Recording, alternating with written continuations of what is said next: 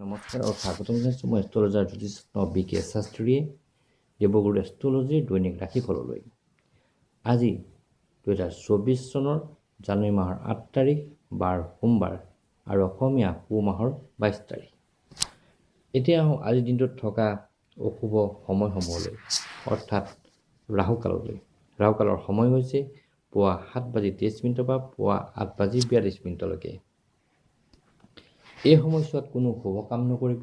শুভ কাম কৰিলে মনে ভবা ধৰণে ফল লাভ কৰা দেখা নাযায়। আজিৰ দিনটোত থকা শুভ মুহূৰ্তৰ সময় হৈছে পুৱা 6:05 পৰা পুৱা 7:23 আকৌ পুৱা 8:42 পৰা পুৱা 10 বজালৈকে, আকৌ দুপৰীয়া 12:38 পৰা পাছবেলা 6:16 এই সময়ছোৱা যথেষ্ট শুভ সময় হয়। এই সময়ছোৱাত শুভ কাম কৰিলে অত্যাধিক সুফল লাভ কৰিব, অৰ্থাৎ লাভ কৰিবলৈ সক্ষম হ'ব। এতিয়া আহোঁ ৰাশিসমূহৰ দৈনিক ৰাশিফললৈ। মেঘ ৰাশি। মেঘ ৰাশিৰ ক্ষেত্ৰত আজি দেখা যায় যে দিনটো আমোদ প্ৰমোদৰে পাৰ হ'ব। বৃষ ৰাশিৰ ক্ষেত্ৰত বেপাৰ বাণিজ্য বৃদ্ধি হোৱাৰ যোগ দেখা যায়।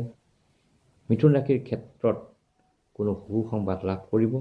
কৰ্কট ৰাশিৰ ক্ষেত্ৰত দেখা যায় যে অযথা খৰচ বৃদ্ধি পাব। সিংহ ৰাশিৰ ক্ষেত্ৰত দেখা যায় যে চিন্তা বৃদ্ধি পাব। কন্যা ৰাশিৰ ক্ষেত্ৰত দেখা যায় যে সম্পদ লাভ কৰিব।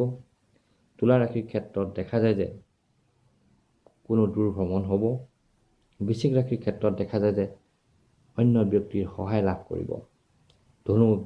ধনু ৰাশিৰ জাতক জাতিকাসকলৰ ক্ষেত্ৰত দেখা যায় যে কোনো ক্ষেত্ৰত জয় সাব্যস্ত হ'ব, অৰ্থাৎ বিজয় হ'ব।